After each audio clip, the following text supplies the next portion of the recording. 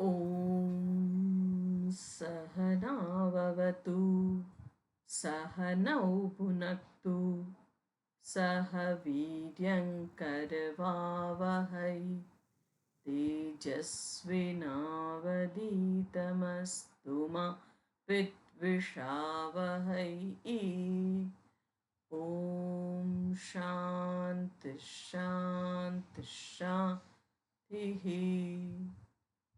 सर्ववेदान्तसिद्धान्त गोचरं तमगोचरं गोविन्दं परमानन्दं सद्गुरुं प्रणतोऽस्म्यहम्।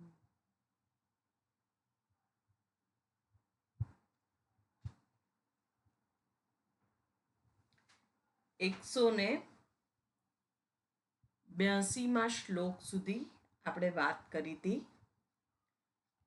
મનની વાત કરી રહ્યા છે કે મન કેવું છે, અને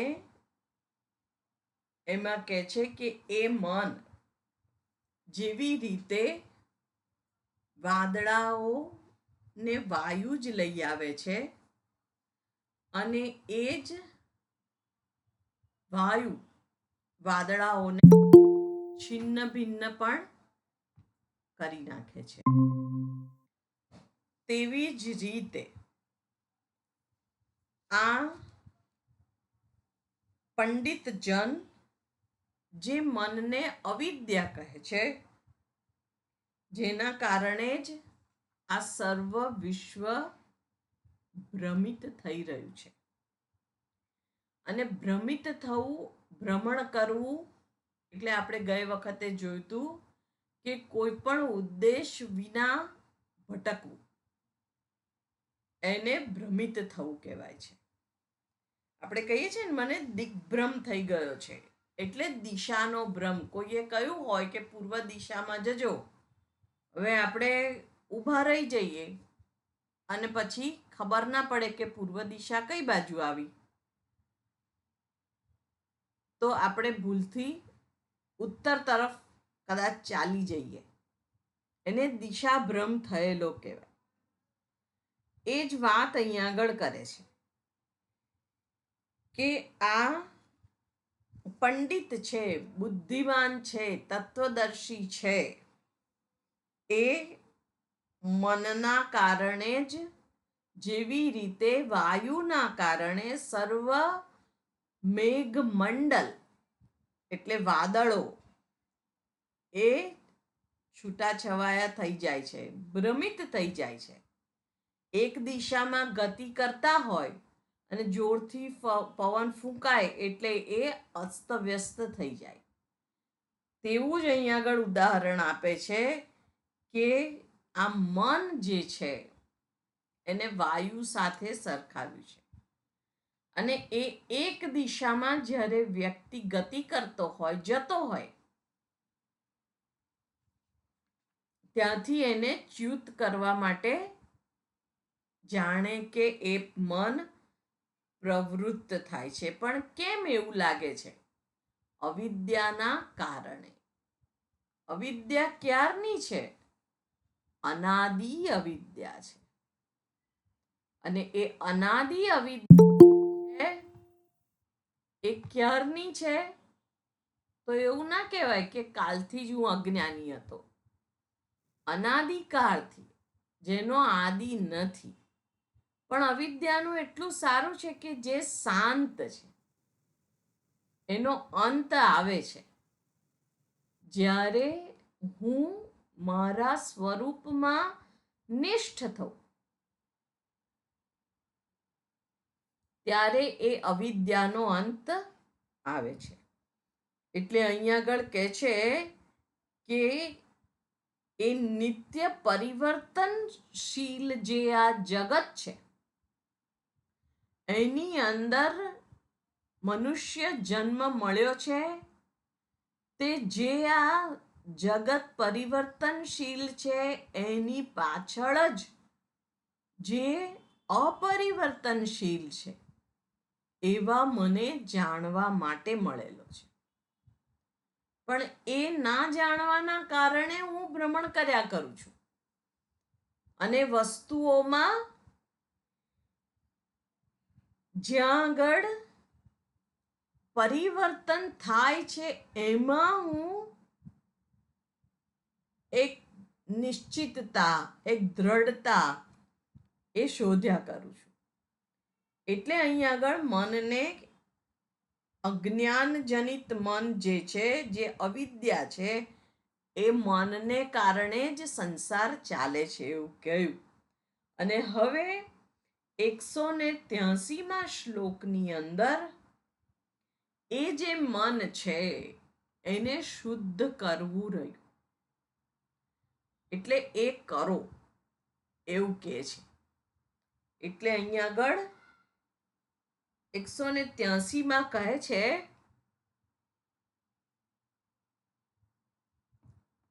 તન્મનઃશોધનમ કાર્યમ પ્રયત્નેન મુમુક્ષુણા વિશુદ્ધે સતિ ચૈતસ્મિન મુક્તિઃ કરફલાયતે.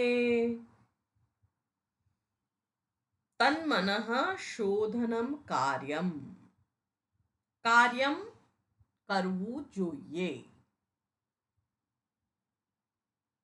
ક્રૂ ધાતુને કયો પ્રત્યય લાગ્યો છે ચંદ્રિકાબેન?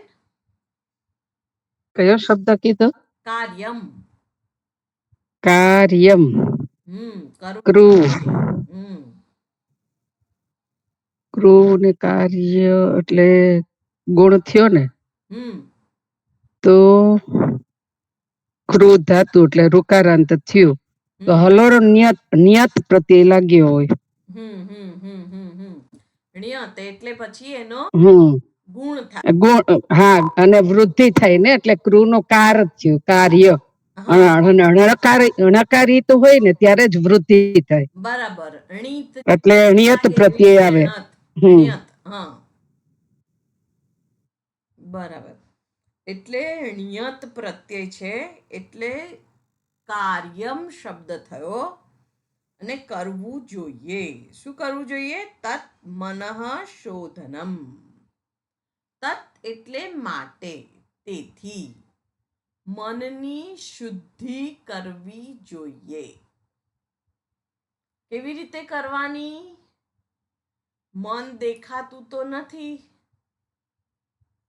હાથમાં કઈ વસ્તુ હોય તો આપણને એવું કે ભાઈ આ તાંબાનો લોટો છે પણ કાળો પડી ગયો છે, જરા પિતાંબરી અથવા તો આમલી અથવા તો લીંબુ મીઠું કંઈક કરો, એની ઉપર ખટાશ લગાવો તો એ ચમકે, એનું શુદ્ધિકરણ થાય.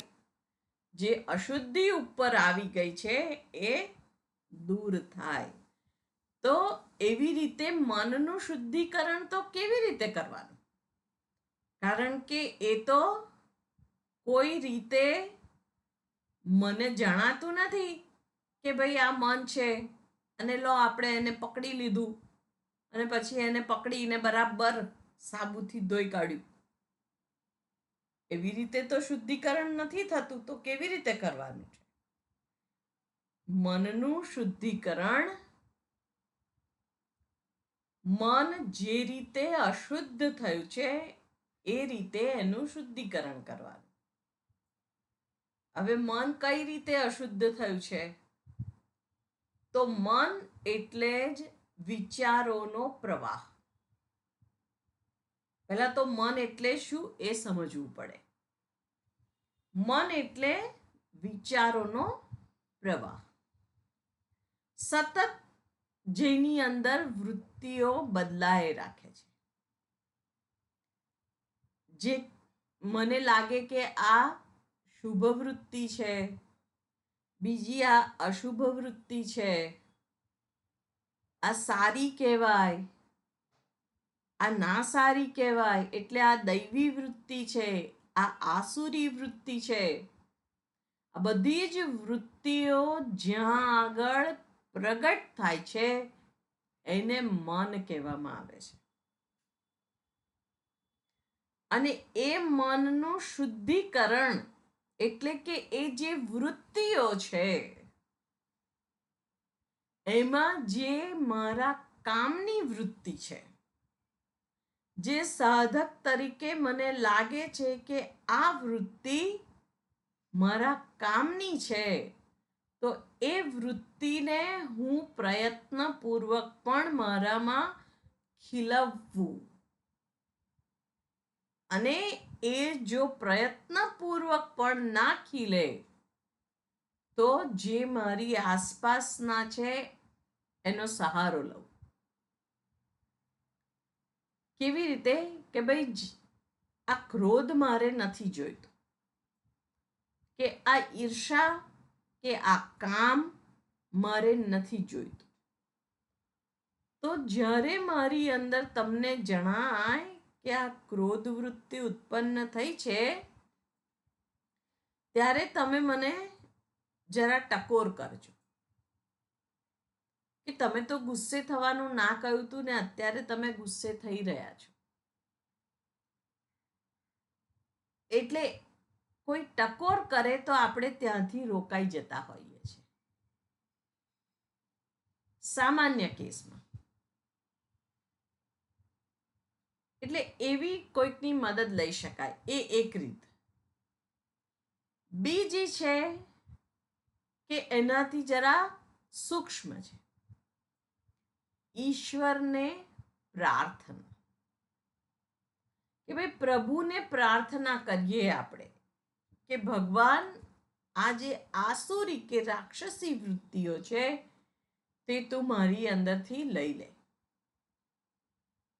અને ત્રીજું એનાથી પણ સૂક્ષ્મ છે, એમાં કોઈને કહેવાનું નથી, પણ મારે મારી જાત ઉપર જ વોચ રાખવાની છે. એટલે જેવો પેલો ક્રોધ ઉઠ્યો અને તરત જ અંદર જ સ્ટ્રાઇક થાય કે આ હવે ઉઠી રહ્યો છે અને આપણે સતર્ક થઈ જઈએ.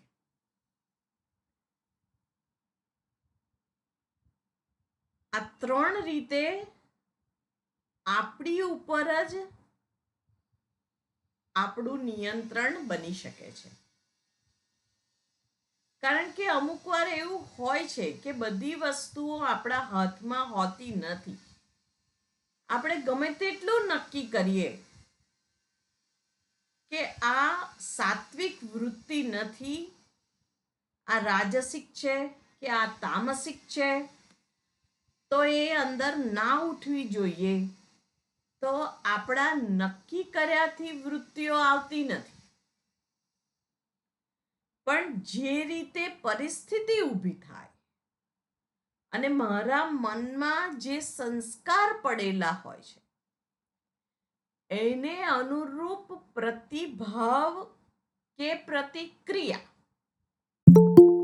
એ બંને અપાઈ જતું હોય છે. એટલે પ્રતિભાવ કોને કહેવાય?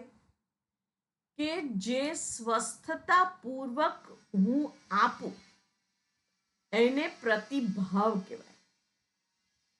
અને પ્રતિક્રિયા કોને કહેવાય? કોઈકે પથ્થર માર્યો અને મેં પણ સામે ઈંટ ફેંકી, આ પ્રતિક્રિયા છે. જેવી રીતે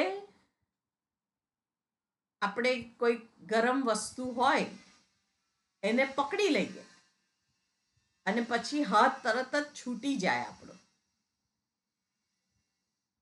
એ પ્રતિક્રિયા છે. એટલે સહજ રીતે જ્યારે મારા સંસ્કાર મનની અંદર જે પ્રબળ છે એ વૃત્તિ તો પહેલી ઉઠવાની, જો એની ઉપર કામ ના કર્યું હોય તો ઉઠે છે. હા, બધાને જે એવી વૃત્તિ ઉઠે છે એવું નથી, પણ જેની ઉપર એણે કામ નથી કરેલું એને પહેલી જ વખતમાં તો જે પ્રતિક્રિયા કહેવાય એ વૃત્તિ તો ઉઠે, પણ એ એની ઉપર વિચાર કરે કે આવું હું કહું કે એણે મને એક લાફો માર્યો અને હું એને 2 લાફા મારું તો એ મને બીજા 4 મારશે અને મારામારી થાય એમાંથી કોઈનું હિત નથી. પણ મારે જે સંદેશો પહોંચાડવો છે એ જુદો છે. તો મારી વાત એને ગળે ઉતારવા માટે શું કરું? તો એણે જે કંઈ વર્તન કર્યું એ વર્તનની સામે પહેલામાં પહેલું તો હું પ્રતિક્રિયા ના કરું. અને એનું મન અત્યારે કદાચ શાંત નથી એટલે એ જગ્યાએથી ખસી જાઉં. પછી જ્યારે એ વ્યક્તિનું મન શાંત થાય ત્યારે જે મારે કહેવું છે એ હું એને કહી શકું. અને ત્યારે કદાચ એના મનની અંદર એ વાત સીધી ઉતરી જાય. કારણ કે દરેકની ગ્રહણ શક્તિ જુદી જુદી હોય છે. એક માલિક એણે એક કૂતરો પાડ્યો, એને બહુ વહાલો. હવે એ કૂતરો એક દિવસ બીમાર પડ્યો તો એને ડૉક્ટર પાસે લઈ ગયા, દવા લાવ્યા અને એમ કે હવે આને હું દવા પીવડાવું. પણ એ કૂતરો કોઈ રીતે મોં જ ના ખોલે. પેલી બોટલ નજીક લઈ જાય એટલે એનું મોઢું બંધ કરી દે. હવે કેટલી વખત પ્રયત્ન કર્યો, જુદી જુદી રીતે ચમચીમાં રેડીને ને પ્યાલામાં કાઢીને ને એના વાટકામાં મૂકીને બધું, એ લે જ નહીં દવા. પછી એ માલિકે પેલું પોતાના બાળક જેવું લાગે એટલે આપણે બાળક દવા ના પીવે તો શું કરીએ, એને 2 પગની વચ્ચે પકડી અને પછી આમ સુવાડીને રેડી દઈએ અંદર પેલું શંખમાં. એટલે પેલા માલિકે એવું કર્યું કે એને પકડ્યો બરાબર અને એનું મોઢું આમ બળજબરીથી ખોલવા માટે પ્રયત્ન કરીને ખોલ્યું ગમે તેમ કરીને. અને પછી કહ્યું કે હવે બીજા કોઈની મદદ લઈને કે ભાઈ આને તું હવે દવા આના મોઢામાં રેડી દે. અને પેલાને લાગે ડર. હવે માલિક કે મેં પકડી રાખ્યું છે ભાઈ, એનું જડબું એ નહીં તને બચકું ભરે, તું રેડ ને હું કહું છું તો. ના, એમાં ડરમાં ને ડરમાં પેલા કૂતરો ઉછળ્યો અને એ શીશી ફૂટી ગઈ. ફૂટી ગઈને કૂતરો એ દવાને ચાટવા લાગ્યો. કામ તો જે કરવું તો એ થઈ ગયું. પણ કહેવાનો અર્થ અહીંયા એ છે કે બધાના સંસ્કાર જુદા જુદા છે. એટલે ભગવાન જે આપણને બોધ કરાવવા માંગે છે, જે જ્ઞાન આપવા માંગે છે, એ આપણે કઈ રીતે લઈ શકીએ એમ છીએ. એટલે આપણને એ જુદા જુદા સ્ટેજમાં ગોઠવે છે. અને સાથે સાથે બ્રહ્મજ્ઞાન તો આપે જ છે, કારણ કે શાસ્ત્ર પાસે આપણને લાવીને મૂકી દીધેલા છે. એટલે શ્રવણ તો આપે જ છે, પણ એ અપરોક્ષ રૂપે કેવી રીતે આપણું બને? હા, એ આત્મ તત્વ જ હું છું. આ શરીર, મન, બુદ્ધિ, ઇન્દ્રિય એ નહીં, એ સત સ્વરૂપ હું છું. આ બધું મિથ્યા છે, બદલાતા સ્વભાવ વાળું છે.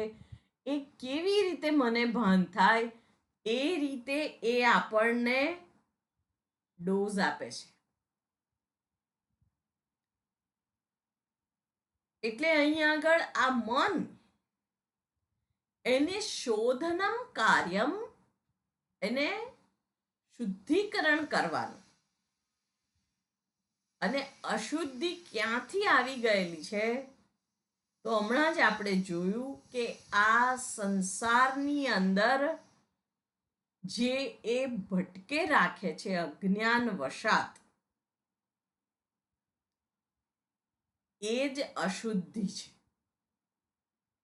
અને અજ્ઞાન વશાત આ શરીર મન બુદ્ધિને હું માને છે અને બુદ્ધિના આધારે, શરીરના આધારે, મનના આધારે, પોતાને પ્રાણના આધારે પોતાને ઓળખાવે છે. એટલે જ્યારે એને ભૂખ લાગે છે ત્યારે અમુક લોકોને મેં જોયા છે કે એ ગુસ્સે થઈ જાય, બીજું બુદ્ધિ બંધ થઈ જાય, કંઈ સૂઝે નહીં, ત્રીજું રડવું આવે. કેમ રડો છો? બહુ ભૂખ લાગી છે. તો આ બધું જ કેમ છે? ભૂખનું દુઃખ છે. અને હું દુઃખી થઈ જાઉં છું કેમ? કારણ કે પ્રાણનો ધર્મ મેં મારો માની લીધો છે. એટલે આ સ્થૂળ શરીર સાથેનું મારું જે તાદાત્મ્ય છે અને સૂક્ષ્મ શરીર સાથેનું મારું જે તાદાત્મ્ય છે અને કારણ શરીર સાથેનું, અવિદ્યા કારણ શરીર એટલે એની સાથેનું પણ મારું જે તાદાત્મ્ય છે, એના કારણે આજ હું છું. આનાથી વિશેષ હું નથી એવું મને સતત લાગે છે. એટલે એ સંસ્કાર જે પડ્યા છે આ જગત સાથે વ્યવહાર કરતા કરતા, અને એ સંસ્કારને જગત સાથેના વ્યવહારથી જ નિર્મૂળ કરવાના છે. એટલે આપણે કહીએ ને, કાંટાથી કાંટો કાઢવાનો.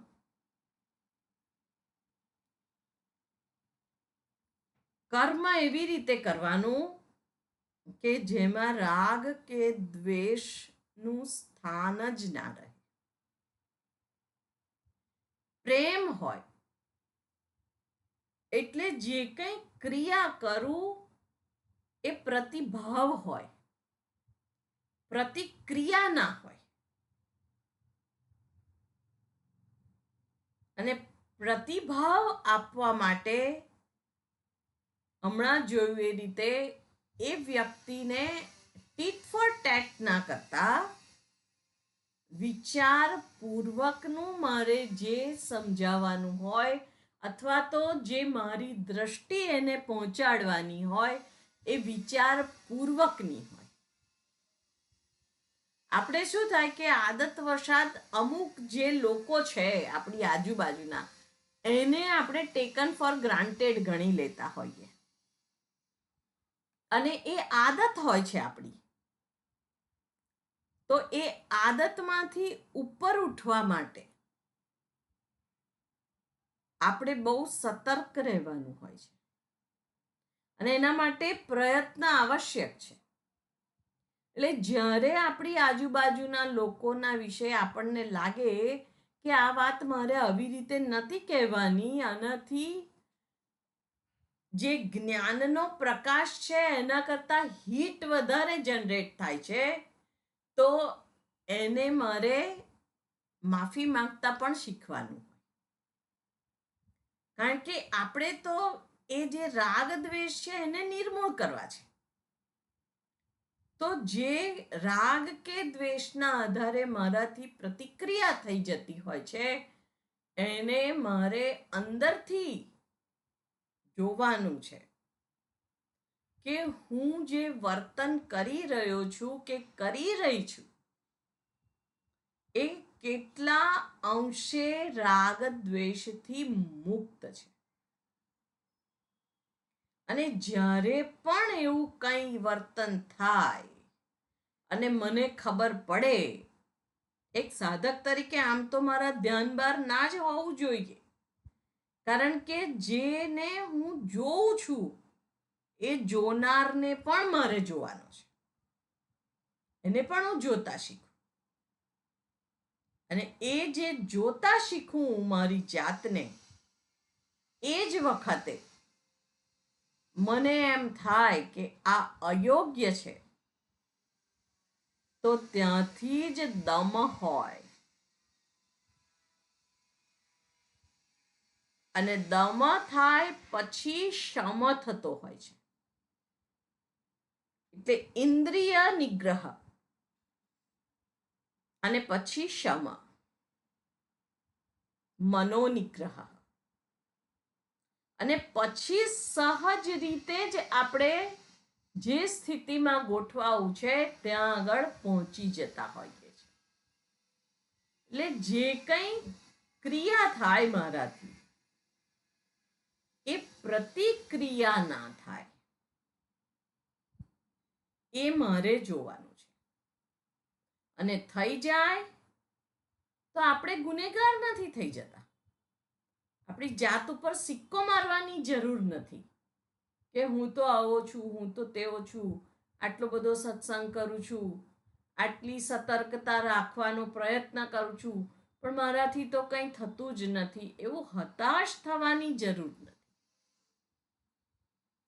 પણ એમાંથી ઉપર ઉઠવા માટે હું શું કરી શકું? ફરીથી પ્રવૃત્ત થાવ. અને એ વ્યક્તિની જેને આપણે રાગ કે દ્વેષ ના પરિણામે આપણે એને હર્ટ કર્યા હોય, એને પીડા પહોંચાડી હોય, એની માફી માંગવા માટે પણ આપણે તૈયાર રહેવું જોઈએ કે ભાઈ મારાથી ભૂલ થઈ ગઈ છે, મારે આ વખતે આવું નહોતું બોલવા જેવું કે નહોતું કરવા જેવું, પણ આદત વશાત એ થઈ ગયું છે. હું આ વાતને બીજી રીતે પણ કરી શક્યો હોય, આનાથી સારી રીતે હું વર્તી શક્યો હોત, પણ હવેથી હું ધ્યાન રાખીશ. તો એ મારી અંદર થતું એક મોટું પરિવર્તન છે. અને એ આંતરિક ઉન્નતિનું મારું જે સોપાન છે, એ મને સર કરવામાં મદદ કરે છે. અને એને જ કર્મયોગ પણ બીજી ભાષામાં કહેવામાં આવે છે. કર્મયોગની અંદર ઈશ્વરનો સ્વીકાર છે. જે આ હમણાં આપણે વાત કરી વ્યવહારની, એની અંદર ઈશ્વરનું તત્વ હજુ આપણે નથી ઉમેર્યું, પણ ઈશ્વરનો સ્વીકાર એટલે હું જે કંઈ કરું છું એ મારા ઈષ્ટદેવ માટે કરું છું. એક સ્ટેપ ઉપર, એટલે જે પૂજા કરીએ છીએ આપણે, એ કેટલી સુંદરતાથી કરીએ છીએ, એની અંદરની બધી સામગ્રી વગેરે જે લાવીએ એમાં કેટલી શુદ્ધિ જાળવીએ છીએ. તો આ જે મને કર્મનું ક્ષેત્ર આપવામાં આવ્યું છે, એ મારા માટે પૂજા છે. અને એ જ શુદ્ધિ મારા મનની એમાં જળવાય, એ માટેનો પ્રયત્ન, એ માટેની પ્રાર્થના અને એ માટેની મારી અંદર રહેલી સતર્કતા, આ બધું જ મળી અને એ જે કંઈ કાર્ય હું કરું છું એને કર્મયોગ બનાવે છે. એટલે એ કર્મયોગ જે છે એ મનની શુદ્ધિ કરવાનું કાર્ય કરે છે. પ્રયત્નેન મુમુક્ષુણા, મુમુક્ષુઓ વડે પ્રયત્નપૂર્વક, એટલે આ બધી જ રીતે મનની શુદ્ધિનું કાર્ય કરવું જોઈએ. મારું મન ક્યાં લપસી પડે છે? એનામાં મોહ વધારે છે કે લોભ વધારે છે કે ઈર્ષા વધારે છે, એ મને જ ખબર પડે. તો એ જ્યારે પ્રગટ થાય ત્યારે એ કેવી રીતે મારાથી દૂર રહે, આ વૃત્તિઓ, એની ઉપર હું વર્ક કરું. લોભ હોય, મને ખબર પડે કે મારામાં લોભ વધારે છે, તો હું દાન કરું. આ લોભમાંથી છૂટવાનો ઉપાય છે. આપતા શીખું. અને જ્યારે હું આપું છું ત્યારે મારા મનની અંદર રખેને એવો ભાવ થાય કે મેં આપ્યું, એટલા માટે સંકોચ હોય. હે, સામેવાળી વ્યક્તિ ઉપર પ્રેમ હોય, કરુણા હોય, એવી રીતે હું આપું. કામ હોય તો સંયમ એ એનો ઉપાય છે. ઈર્ષા હોય તો સામેવાળાના ગુણોની પ્રશંસા એ એનો ઉપાય છે. મોહ હોય તો જેવો હું મોહંદ કોઈ વિષય, વ્યક્તિ કે પરિસ્થિતિ માટે થાઉં છું, એને છોડી અને સર્વના માટે એ મોહ વિસ્તૃત થાય એવું કંઈક કરું. તો એ જે મારી અંદરની જે નિર્દોષતા છે, જે સહજતા છે, એ હંમેશા જીવંત રહે. અને જ્યારે હું મને જ ગમું ત્યારે સહજ છે કે બીજાને હું ગમું જ. અને કદાચ બીજાને હું ના ગમું તો પણ હું દુઃખી ના થઈ જાઉં એના કારણે. એટલે હું મને ગમું એવો બનું. મારા વાણી, વર્તન, વિચાર એવા હોય કે જે સમષ્ટિના માટે અને મારા માટે ઉન્નતિકારક હોય, હિતકારી હોય, પ્રસન્નતા પ્રદાન કરનાર. પ્રસન્નતા એટલે સુખ નથી, તાત્કાલિક સુખ. એ આપણે કોઈકનું લૂંટી લઈએ તો પણ થઈ શકે. વાહ, આજે તો 50 લાખ રૂપિયા હાથમાં આવી ગયા, આનંદ આનંદ થઈ ગયો. પણ ત્યાં મારી સેન્સિટિવિટી ક્યાં ગઈ? કે કોઈનો 1 રૂપિયો પણ જ્યારે હું લઉં છું ચોરી કરીને, તો એને કેટલું દુઃખ થશે, અથવા તો એને પણ એની જરૂર હશે. એવો વિચાર સાધકને સહજ છે. એટલે અહીં આગળ પ્રયત્નેન મુમુક્ષુણા, મુમુક્ષુઓ વડે પ્રયત્નપૂર્વક પણ આ બધા જે મનના શુદ્ધિના કાર્ય છે એ કરવા જોઈએ. અને એ મન શુદ્ધ થઈ જાય પછી શું થાય? તો આગળ ઉત્તરાર્ધમાં કહે છે, વિશુદ્ધે સતી ચ એતસ્મિન મુક્તિ કર ફલાયતે.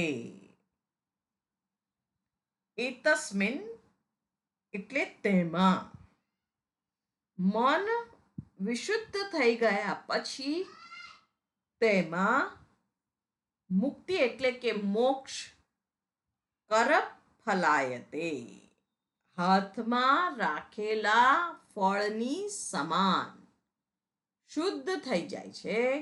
પછી જેવી રીતે હાથમાં ફળ મૂક્યું હોય અને કેટલું સ્પષ્ટ જણાય, એવી રીતે મારા માટે મુક્તિ સહજ છે અથવા તો જ્ઞાન સ્પષ્ટ છે.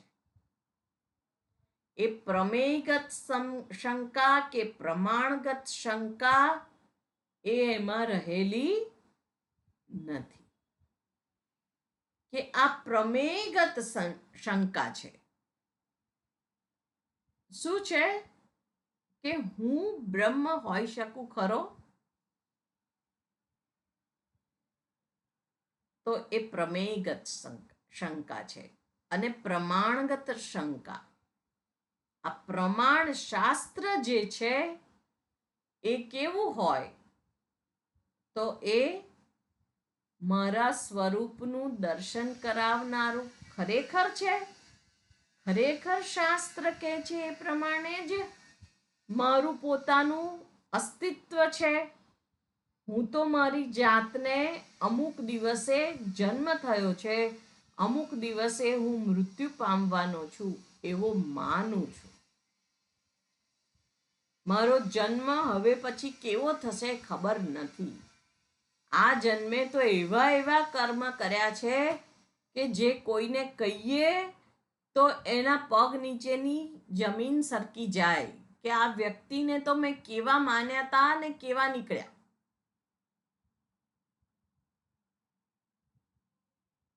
તો આ મને નર્ક તો નહીં આપે ને? આવી રીતે હું જીવન જીવ્યો છું.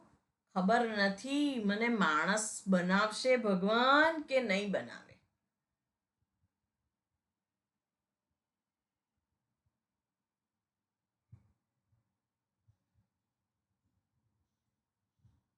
આવા બધા પ્રશ્ન પોતાના વિશે જ પોતાને ઉઠતા હોય છે. એટલે પ્રમેયગત સંશય છે, જે જાણવા યોગ્ય હું પોતે, એના માટેના અનેક સંશયો છે.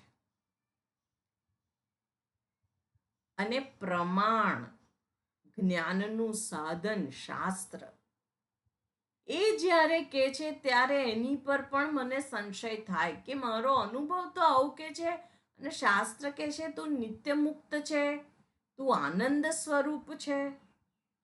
કેવી રીતે હોય? હું તો વાતે વાતે રડી પડું છું, દુઃખી થઈ જાઉં છું. હું કેવી રીતે આનંદ સ્વરૂપ? એટલે શાસ્ત્ર કે છે અને હું મારા વિશે જે માનું છું, બંનેની અંદર મને આભ જમીનનો ફેર દેખાય છે. એટલે આ બે જે સંશય છે એ દૂર થાય. અને એ દૂર સંશય જ્યારે થાય છે ત્યારે કેવું થાય છે?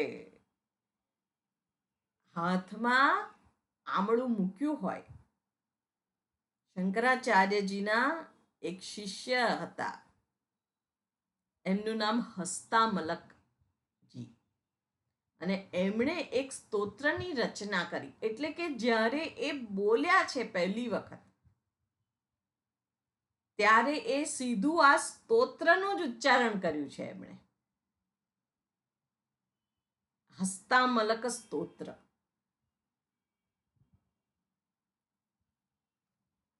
એ બહુ નાના હતા ત્યારથી જ એ બોલતા નહોતા, કોઈ દિવસ બોલે નહીં.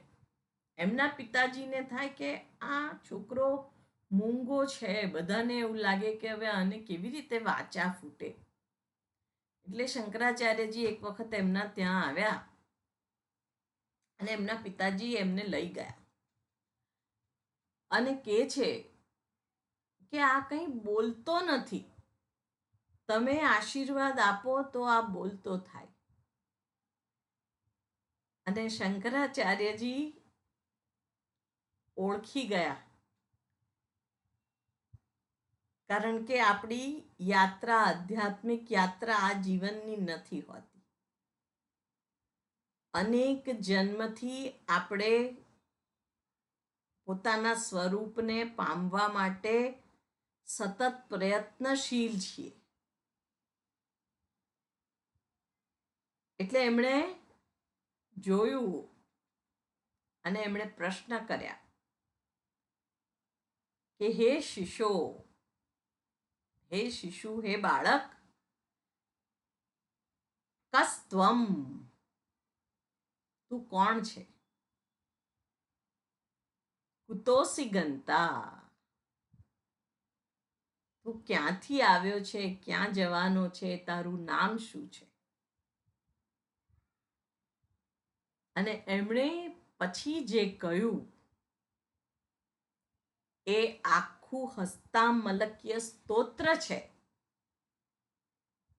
અને એની અંદર એમણે અદ્વૈતનું વાત કરી છે. અને એમાં છેલ્લી લીટી છે, સ નિત્યોપલબ્ધિ સ્વરૂપો હમ આત્મા.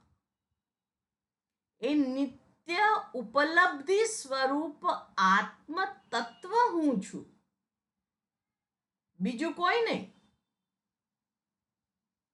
તો આ એ જે સ્તોત્રની રચના કરી છે, હસ્તામલકી, એ જ અહીંયા આગળ કે છે કે હસ્ત આમલકીય, હાથમાં આમળું રાખ્યું હોય ને કેટલું સ્પષ્ટ દેખાય, એવી જ રીતે આપણા હાથમાં ફળ હોય ને જે સ્પષ્ટ દેખાય, એવી રીતે મુક્તિ, જેનું મન શુદ્ધ છે એને સ્પષ્ટ જણાય છે કે હા, એ પરમાત્મા તત્વ જ હું છું.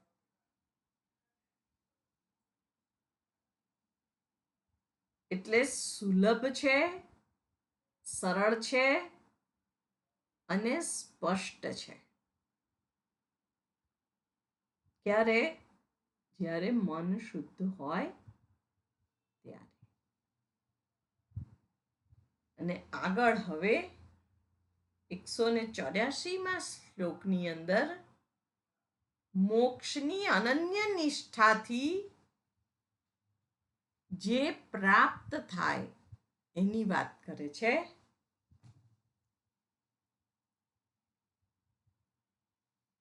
ભાવિની બેન,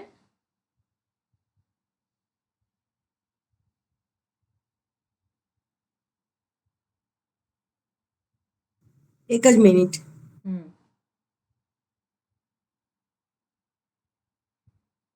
આપણી પાસે પુસ્તક હોય તો બધાએ પુસ્તક લઈને જ બેસવું જોઈએ.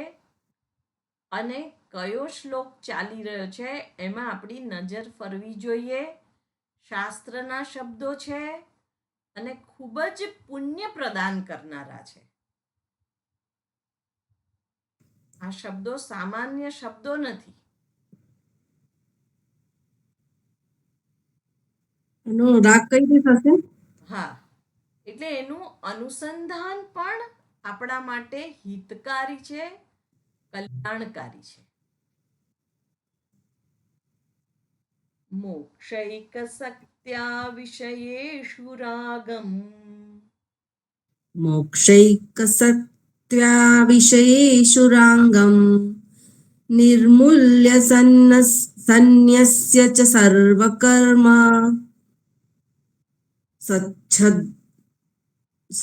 સચ્છદધ્યાય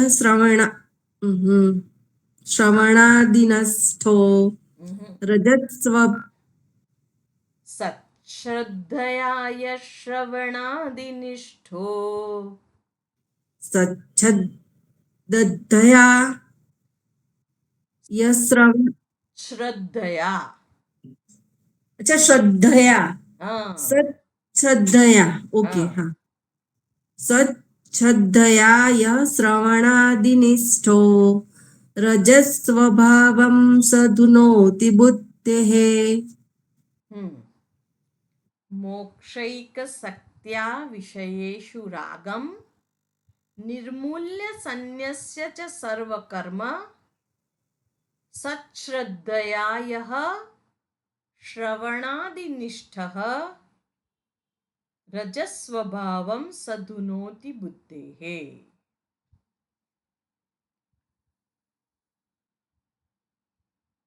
આમાં ક્રિયાપદ છે ધુનોતી,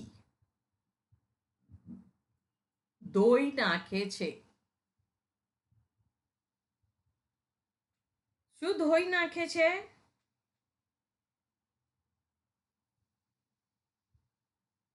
રજસ્વભાવમ સહ ધુનોતિ. જે રજસમાંથી ઉત્પન્ન થયેલું છે એ ધોઈ નાખે છે. કેવી રીતે? તો અહીંયા આગળ કે છે સચ્શ્રદ્ધયા. સત્યમાં રાખેલી જે શ્રદ્ધા છે એના દ્વારા સત્ય આપણે જાણીએ છીએ કે સત્ય જ્યારે આપણને જાણવાની ઈચ્છા થાય ત્યારે એ સત્વનું કાર્ય છે. અને એ સત્વનું કાર્ય જે છે એ શું કરે છે? તો જે રજસ છે એમાંથી ઉત્પન્ન થતી જે વૃત્તિઓ છે એને ધોઈ નાખે છે. અને બીજું શું થાય છે? તો કે છે મોક્ષ એક સત્યા. એક શક્તિ. શક્તિ એટલે આસક્તિ. એકમાત્ર મોક્ષમાં જ હવે મારી પરિસમાપ્તિ હોય એવી જેને નિષ્ઠા કે જે એક શું કહેવાય કે એને નિશ્ચય કરી લીધો છે. અહીંયા આગળ શક્તિ શબ્દ એટલે એમાં આસક્તિ એટલે એ જ જોઈએ એમ એવો નિશ્ચય. મોક્ષ એક સત્યા વિષયેષુ રાગમ. એ શું કરે છે? તો વિષયોમાં જે મારો રાગ છે, આસક્તિ છે એને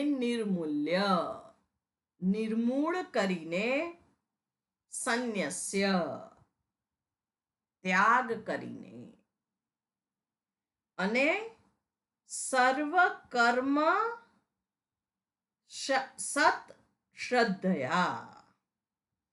બધા જ કર્મોનો ત્યાગ થઈ જાય છે. કયા કર્મો? જે મને આ સંસારમાં રાખનારા છે, જે રજસ તમથી અભિભૂત થયેલા છે, એ બધા જ કર્મોનો ત્યાગ થઈ જાય છે. એટલે માત્ર સત્વમાં જ એની નિષ્ઠા બનેલી રહે છે. એટલે એ સૂઈ ના જાય, એ કંઈ કામ ના કરે. કારણ કે રજસ એટલે તો કાર્ય છે, એટલે એની અભિવ્યક્તિ એ રીતે થાય છે. તો એવું ના કરે. તમસની અભિવ્યક્તિ છે નિદ્રા, તો એ સૂઈ ના જાય? એવું નથી.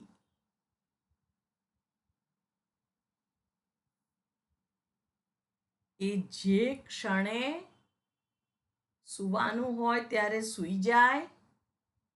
જે પરિસ્થિતિમાં એને મૂકવામાં આવ્યો હોય એના યોગ્ય જે કર્મ કરવાનું હોય એ કર્મ પણ કરે. તો અહીંયા આગળ કે છે ને કે મોક્ષ માટેની જે અનન્ય નિષ્ઠા દ્વારા જે રજસ અને બીજા સર્વ કર્મોને, રાગથી ઉત્પન્ન થયેલા કર્મોને સંન્યસ્ય એને ત્યાગી દઈને, એટલે અહીંયા આગળ એ શબ્દ મહત્વનો છે. રાગથી ઊભા થયેલા કર્મ, વિષયોમાં જે આસક્તિ છે, એના કારણે જે કર્મ કરે છે એનો ત્યાગ કરીને અને સત્યમાં જે શ્રદ્ધા છે એના કારણે શું થાય છે? એ શ્રવણ મનન નિધિધ્યાસનમાં પ્રવૃત્ત થાય છે. હવે એનું જીવન કેવું છે? એનું જીવન આ બધાથી ઉપર ઉઠી અને શાસ્ત્ર અધ્યયનમાં લાગ્યું છે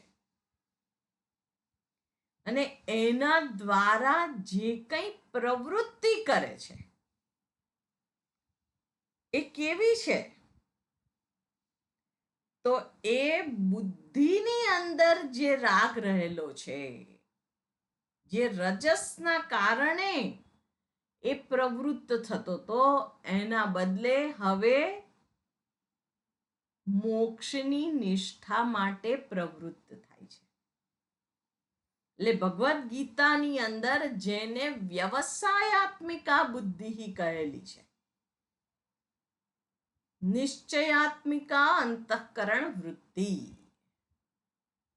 ભગવાન કહે છે વ્યવસાયાત્મિકા બુદ્ધિ રેકે કુરુ નંદન બહુશાખા હ્યનંતાશ્ચ બુદ્ધયો અવ્યવસાયિનામ. જે અવ્યવસાયી છે, જેની બુદ્ધિ અનેક ધ્યેયની અંદર વહેંચાયેલી છે, શેટર્ડ પર્સનાલિટી.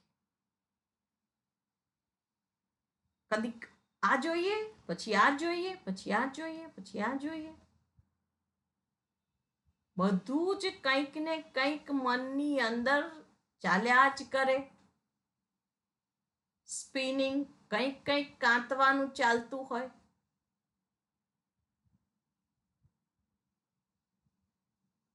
અહીંયા વ્યવસાયાત્મિકા, નિશ્ચયાત્મિકા, દેહમ પાતયામી વા કાર્યમ સાધયામી વા. આ દેહ પડી જાય તો ભલે પડી જાય, પણ હવે મોક્ષ સિવાય કંઈ ના જોઈએ. એવી રીતનું એનું પોતાનું જ પોતાની ઉપરનું પ્રભુત્વ એને સત્વમાં નિષ્ઠ કરે. અને એ જે સત્વ છે એ સત્ય, પ્રેમ, જ્ઞાન, કરુણા, એમાં એની પ્રીતિ જન્માવે અને એના કારણે એ વ્યક્તિ રાગ અને દ્વેષથી ઉપર ઉઠી જાય છે. પણ અંતરમાં એક નિશ્ચય થયો છે. એ વાત કરે છે અહીંયા આગળ કે મોક્ષ માટેની અનન્ય નિષ્ઠા દ્વારા જે ઇન્દ્રિય વિષયોની આસક્તિને નિર્મૂળ કરીને સર્વકર્મ સંન્યાસ કરીને, સર્વકર્મ સંન્યાસ એટલે કર્તા ભાવનો ત્યાગ છે, કર્મનો ત્યાગ નથી. કારણ કે જીવીએ ત્યાં સુધી આ શ્વાસોશ્વાસ લેવા એ પણ કર્મ જ છે. એટલે સર્વ કર્મ સંન્યાસ કરીને જે સત્યમાં રાખેલી શ્રદ્ધા દ્વારા શ્રવણ વગેરેમાં નિષ્ઠ છે, તે પોતાની બુદ્ધિમાંથી રાજસિક સ્વભાવ ધોઈ નાખી બુદ્ધિને શુદ્ધ કરી શકે છે. ધુનોતિ બુદ્ધેહે, એ બુદ્ધિને ધોઈ નાખે છે, શુદ્ધ કરી દે છે. એટલે આ કર્તા ભાવ અને ભોગતા ભાવ બંનેનો ત્યાગ કરવો એ જ આ અહમ ભાવનો એટલે કે મનોનાશ કરવો છે. અને આ જીવ રૂપે જે હું પ્રગટ થયેલો છું એના બે જ મિથ્યા અભિમાન છે. કાં તો એ કરે છે, કાં તો એ ભોગવે છે. આ મેં કર્યું, આ હું કરું છું, આ કર્તા ભાવ છે. અને બીજો છે ભોગતા ભાવ. આ હું મારા જ કર્મોના કોક ફળ ભોગવું છું. કોઈક જન્મમાં મેં પાપ કર્યા હશે, તે આ જન્મમાં મારે ભોગવવા પડે છે. એટલે કાં તો હું કરતા છું, કાં તો હું ભોગતા છું. અહીંયા કે છે કે એ બંને ભાવમાંથી ઉપર ઉઠવાનું છે. એટલે અહીંયા આગળ આ ભાવ જે છોડવો એ સ્વાર્થ રહિત સમર્પણ ભાવથી જ્યારે કર્મ થાય ત્યારે આ બંને ભાવ છૂટી જાય છે. છોડવા નથી પડતા, પણ સહજ રીતે જ સરી જાય છે. અને આને વિશેષ આપણે આવતીકાલે જોઈશું. ઓમ પૂર્ણમદઃ પૂર્ણમિદં પૂર્ણાત પૂર્ણમુદચ્યતે પૂર્ણસ્ય પૂર્ણમાદાય પૂર્ણમેવાવશિષ્યતે. ઓમ શાંતિ શાંતિ શાંતિ. હરિઃ ઓમ. શ્રી ગુરુભ્યો નમઃ. હરિઃ ઓમ.